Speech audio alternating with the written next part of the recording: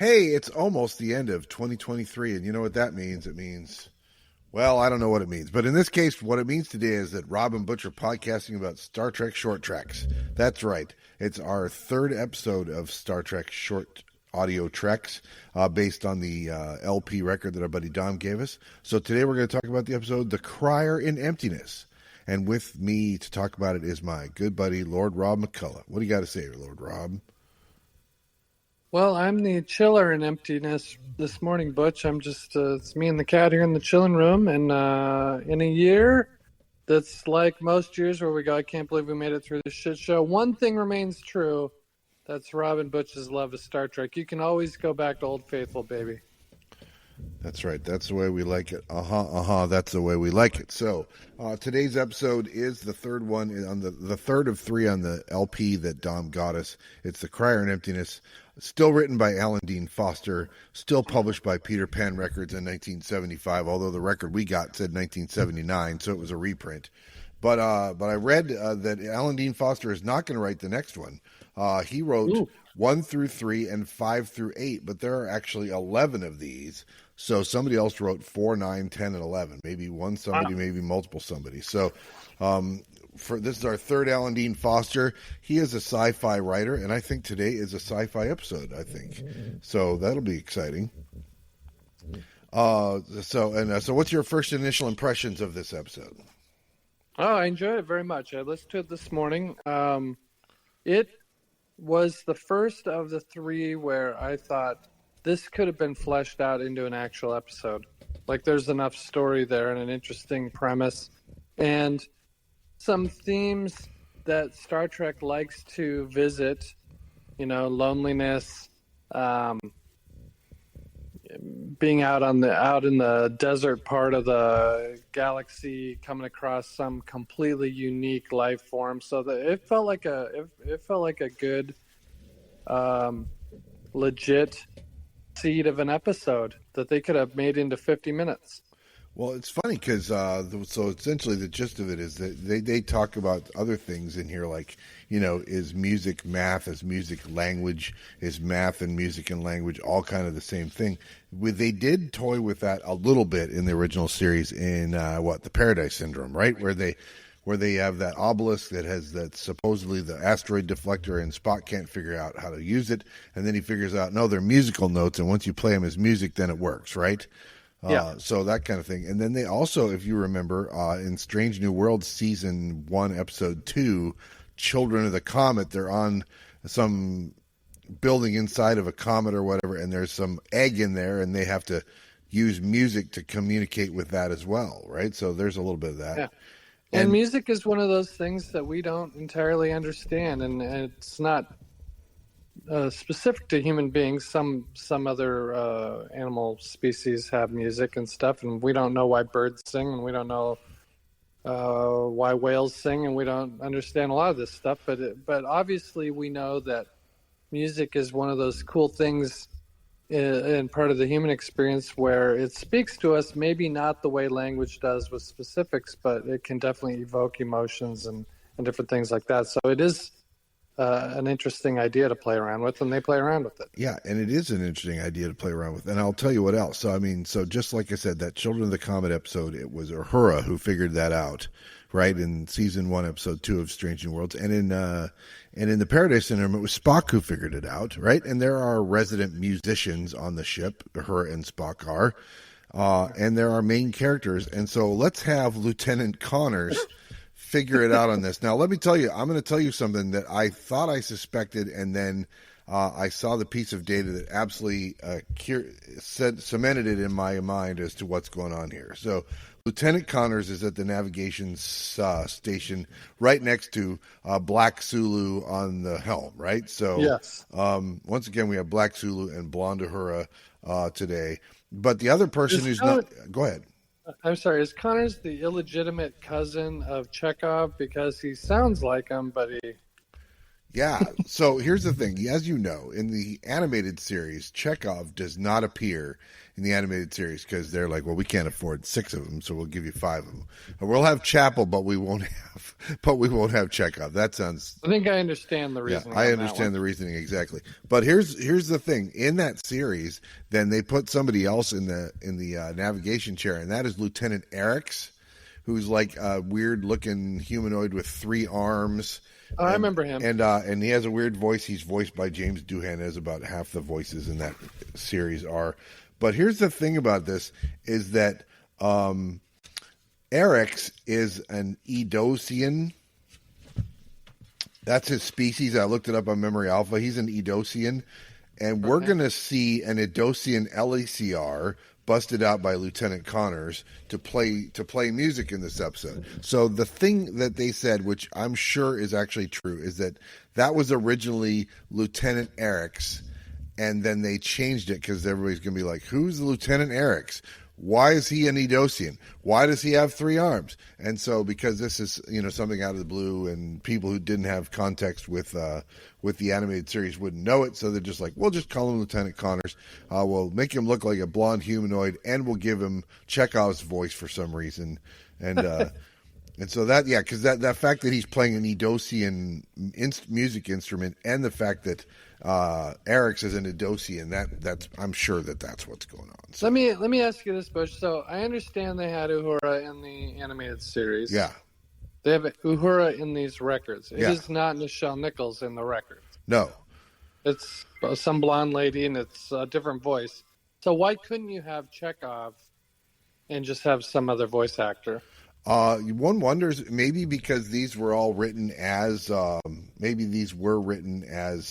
episodes for the animated series, maybe, and maybe there were plot lines or whatever, and so that could explain why they didn't have Chekhov or whatever, or maybe because if you use Chekhov's name, you got to pay residual. I really don't know why they couldn't. I mean, obviously they're faking all these voices. Why couldn't they just fake Chekhov's voice? In fact, they did fake Chekhov's voice, right? I mean, that's clearly a Russian accent, it seems like. So why not just call him Chekhov? Yeah, I mean, that's the guy voicing Spock isn't Leonard Nimoy, the guy voicing. So, and surely Gene Roddenberry owns the rights to all these characters, no matter who plays them. Well, it's funny you ask that because the character's name is Connors, but the full name is Shirley Connors. So, all right, so. Yeah, so listen, I will point out that we do not get Scotty or Chekhov or Chapel in this episode.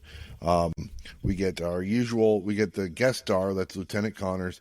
We do get the Kirk, Spock, and Bones thing as usual. They're the problem solvers. And then we get little Sulu giving ships updates and Uhura giving ships updates. And also something I'll come back to later that's also a callback to the original series one.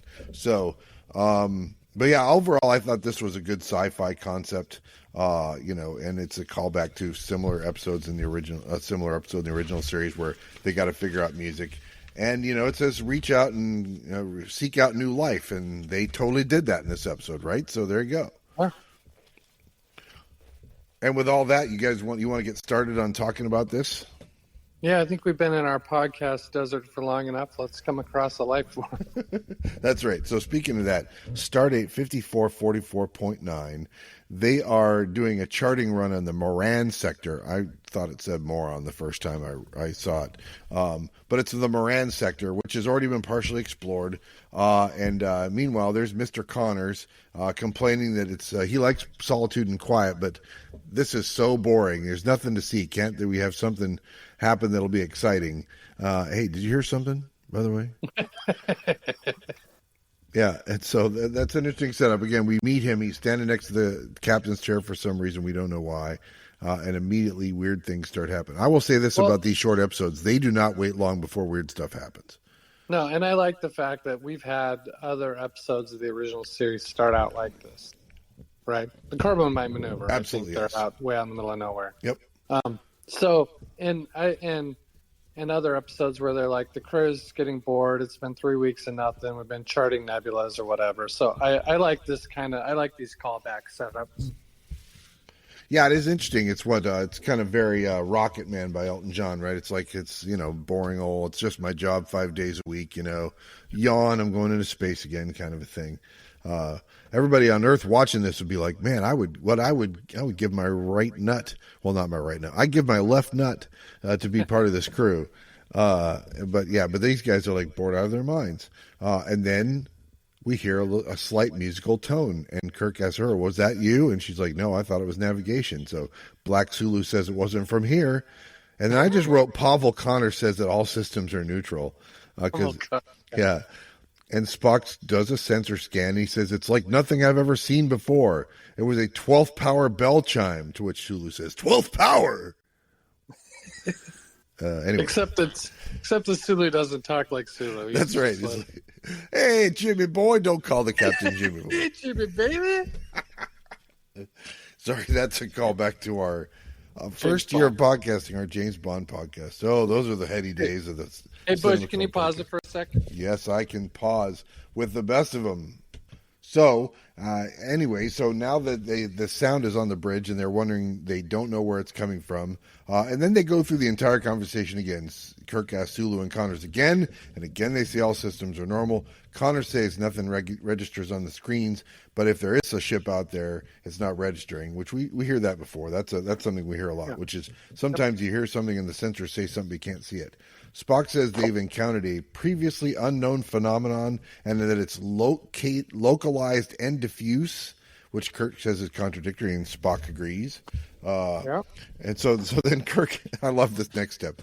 Kirk does the whole, opens the comms to all the ship and says, "All right, to all hands, knock off all that damn noise." He's sure that somebody on the ship that's doing it, which is... this is the captain speaking, and that's enough sabotage for today. It's like, oh, are you sure that's what's going on, Jimmy baby? "I'll kick you out of my ship if you don't turn off that noise." That's right. So it's funny that still everybody continues wondering where it's coming from. And then a little time passes. We learn it's been 3 days, and the music has not stopped, and it's getting louder. And I like that in the audio recording, the music does get louder and more constant as the episode goes on.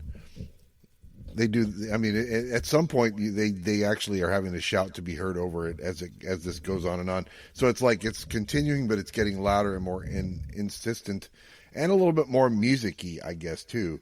And I don't know how it was in the 70s, but I think this resonates with us, children of the 80s, where at some point in your life you live in a apartment complex with a bunch of noisy neighbors, and you do have 3 days straight of music, and you're like, "That's it, all right."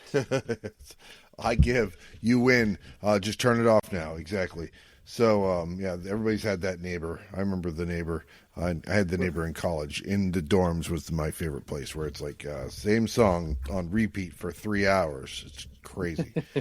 So I like how they're like, well, we can't keep doing this because we can't sleep without earplugs, and if we do earplugs, then we're gonna have to teach crew sign language. That won't work. And then McCoy leans to Spock and says, "Hey, speaking of earplugs, and Spock's like, not biting. Move on." So Spock says that he's, seeking to find patterns suggests that there might be meaning or, vocal undertones maybe. And then he says it's only an hypothesis, but me might be visited by a being of pure sound. Ooh.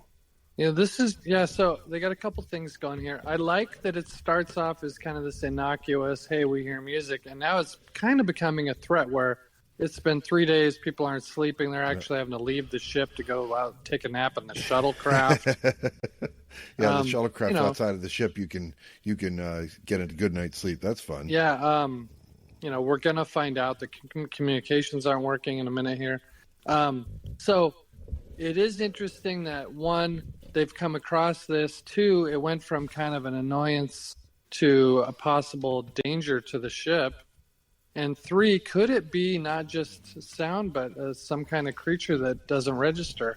Pretty interesting. Yeah, and we have seen all over Star Trek the idea of an entity that's there but sort of not there, which is interesting. In fact, they're going to mention Edoian something or other, and when I heard that, I thought of Star Trek: The Next Generation. The first season, there was an episode where Wesley gets sentenced to death for violating, for stepping on flowers or whatever, right? And those people are the Edo.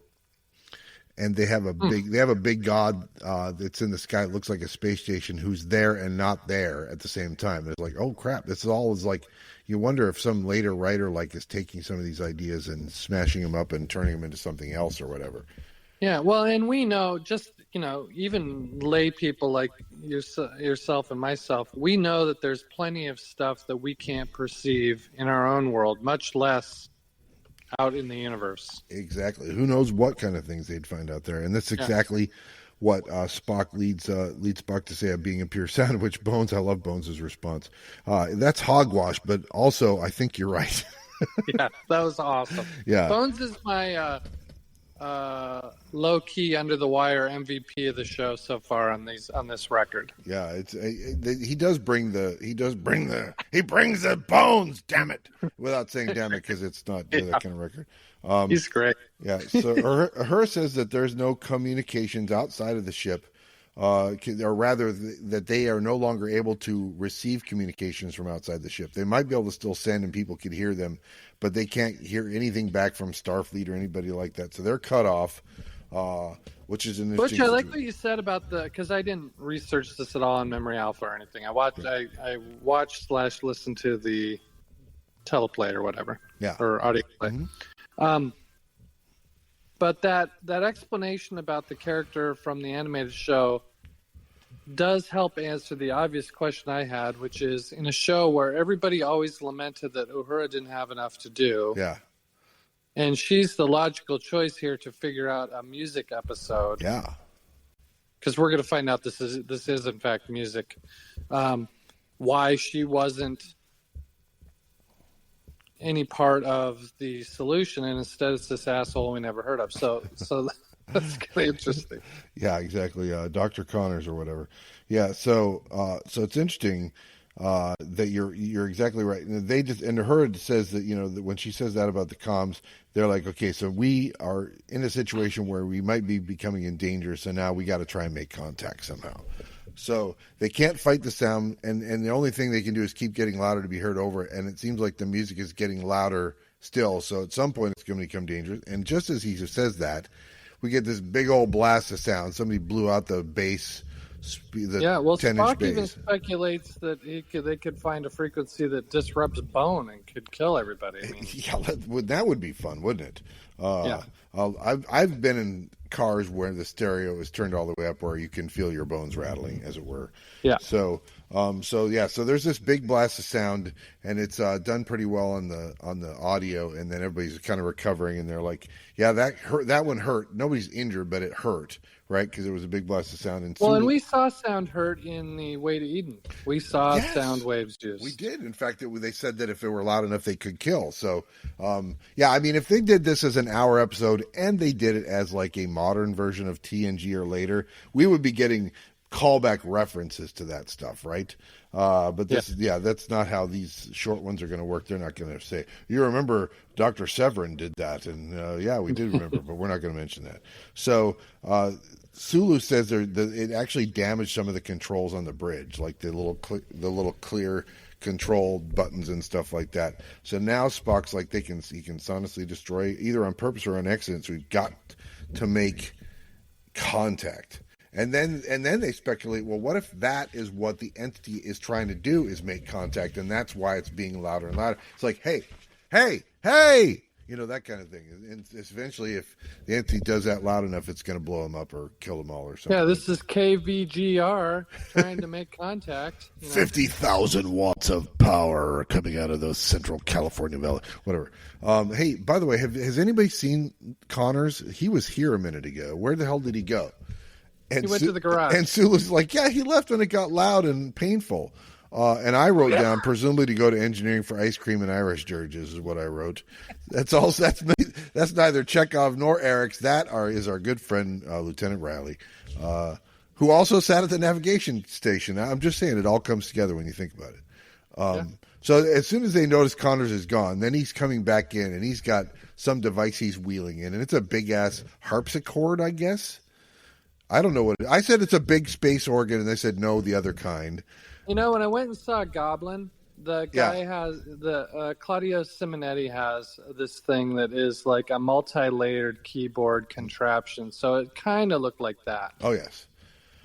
Well, in this case, it is an Edoian Elisiar, which he describes, Connors does, as something like it's got echo chambers, it's got bones, it's got a Mobius strip, it's a xylophone. It's a Mobius xylophone echo chamber with bones in it. I don't know. It's very weird. But it's Edoian, so it's some sort of an alien musical instrument is what it is, right? Yeah. And so that might be why you get tired after 90 seconds of playing it. Yeah, exactly. Connors says, I'm going to try to communicate. It sounds like it's music, so I'm going to try to improvise a response. It also explains why if you're Lieutenant Eric's with your 3 arms that you can play an instrument like that because you got 1 extra hand. Like, they always say concerto for left hand kind of a thing or piano for right So, hand. Butch, do you think this is like some last-minute changes in the script here? I will put it this way. This is what Memory Alpha said. They said even in the little comic that accompanied this, they said that some of the poses that Lieutenant Connors is in look like they would be poses more for Lieutenant Eric's anatomy and stuff. And they also said that some of the word balloons were too big for what the words were in it. So that in the comics, and that makes them think that they changed the script a little bit too. So yeah, it does look like some of this was last second changes, is what they said. Interesting. But we got to find some of those ones with the comics. That's exactly, yeah, we do. I think to eBay after we're done here. Yeah. So, but it's interesting because the idea that things are changed at the last minute, that is very TOS. I mean, they were constantly having to do things at the last minute or purposefully doing things at the last minute, right? So why would this be any different? It makes it feel like it's real. So Bones declares music to be the universal language and that it's the key. And Spock, and that the alien as symphony, a logical classification, says Bones, which is weird that he's throwing out the logical. Maybe he's doing it for Spock's benefit, and for that, Spock concurs with that. So that's interesting. And so they play for a little while, and Connors says he's tired and can't keep up. And I'm like, dude, it's been like 45 seconds, man. Come on. Man up over here. Yeah. You call that a solo? That's right. That's right. Exactly. I'm just saying if you were the dude from the Doors on keyboards, you'd be going for another 15 minutes. That's all I'm saying. Spock is unsure whether the words music and language are interchangeable, but I guess they're going to find out. Kirk tells Connors to play. He's like, well, maybe we could explain to them that, this is hurting us. And maybe so, hey, try playing something sad. And so he tells Connors to play something sad, and then when he does that, he thinks it's logic conveyed, and Bose thinks it's emotion, which is interesting. But Connors can't keep up with the cacophony of sound, and then suddenly it's gone, and it goes away, right? So whatever it was, they got the message through, or maybe they didn't. And so they don't know where it went. They don't know where it came from in the first place. And they kind of talk about, well, it's something that happened to us, and maybe someday we'll be able to understand this better. But also this is what I thought was so interesting about the episode, Butch. I thought and it is kind of a throw in at the end, but they speculate that it was lonely. Yeah. And so many Star Trek episodes talked about this. I mean, you had all the episodes about how lonely Kirk is, how lonely Spock is. You had the Tholian Web when Kirk's floating around in space. You had Charlie X. Yeah, absolutely. You had Dagger the Mind dying of loneliness. Yeah, you're right. That's very much a theme for the original series. Absolutely. And or even the Guardian waiting, a million years to have contact from somebody. A question. For thousands of millennia, I have awaited a question. And it makes you think, it's one of, so what it did was it was kind of like one of those, because we've had a couple of breezy little episodes, and this is kind of one that you're thinking about after it's over. So I like that a lot. I really thought that was interesting, and that's I think why I think they could have made a whole 50-minute TOS episode. Oh, absolutely. Absolutely. I think this, of all the ones we've done so far, this is easily the one that most matches it. Hey, by the way, you remember when I said Uhura had something to chime in with it? That was a callback to the original series. She just makes a single mention of a voice crying in the wilderness. And that is a biblical quote from the first chapter of the Gospel of John, which is about John the Baptist, who is a voice crying in the wilderness. So not John the Baptist presaged the arrival of the Messiah, and that itself was a quote in the Bible of an earlier quote in the Bible from Isaiah chapter 40. All this is like, don't you know, it's not the sun in the sky. It's the Son of God. Yeah, I mean, it feels like that's the Uhura role to be. By the way, this is where the biblical quote comes in, kind of a thing. Interesting. Yeah, and but the idea that the lonely voice in the wilderness kind of thing is kind of what they're evoking here, and she makes a biblical reference to a voice alone in the wilderness, kind of a thing. So, the Crier and Emptiness, as it were, which is the title of the episode. So, yeah. So the Kirk then concludes that, you know, maybe what we're hearing is something like a violin concerto, you know, when you're in an orchestra and the whole orchestra is playing, and then the violin, everything else gets kind of quiet and the violin takes over. Maybe that's what this voice was. One is like the that. loneliest number, that kind of thing. I'll give you a plug nickel right now if you can tell me who that's by. I have no idea. That is Three Dog Night. Thank you very much. Okay. All right, so write that down, listeners. Three Dog Night. One is the loneliest number. That's right. So, but he says whatever it was, the visitor was simply lonely, which again is a supposition on their part, but that's okay. And they're like, "Do you think we'll meet him again someday?" He's like, "Yeah, probably. Not like maybe, but probably."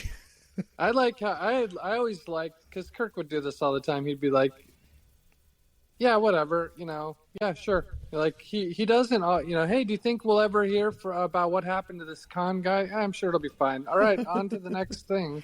Yeah, that's right, and that's I think very Kirk much has no intention of ever going back to this part of space. He's not too worried about it. Yeah, that's very much it. So, okay, so that's the end of this episode. And like I said, I think as a sci-fi concept, they all have a little bit of sci-fi in them, but this one really felt like a big idea, kind of like science fiction thing, the idea of music and math and language and what's the difference between them and a non-corporeal entity and all that stuff. It was very interesting. You know, certainly we had Trickster and we had Psychic Cat. And we had this. Yeah. So I easily have this at number one of the first three we've done. So me too, although we differ on number two. I sort of have them in reverse order. I have this one, then the Trickster one, then the Kitty Cat one. Yeah. But I liked all three, but this one's probably twice as good as the other two. Yeah, I will tell you this. I mean, the fact that this one kind of surprised me at being as good as it was gives me some hope for the remaining ones, because as I said, that's the end of episode 3, but we got 8 more to go, ladies and gentlemen. Well, there haven't been any of the 3 where I didn't feel like it was worth the 15 minutes that it takes. Absolutely. I mean, the time investment to reward ratio has been good in all 3, and I thought it was really good in this one. I mean, you could easily go, well, we could flesh this out and turn this one into our episode, as you said, and I think it absolutely fits that bill. So that is the last episode we have. Well, the last thing we have to say about this episode today, do we know what the next episode is? No, but I had a thought. This is sort of related. So when we do our podcast of that fan show, what's it called again? Oh, it's Star Trek Continues, right? We could call it Off the Beaten Trek, maybe. Off the Beaten Trek. That sounds good, and that will be our next project, because that's what we need is more Star Trek projects, ladies and gentlemen. Absolutely. And there's no doubt about that. So join us next time for another short audio trek here on the Cinema Color Podcast.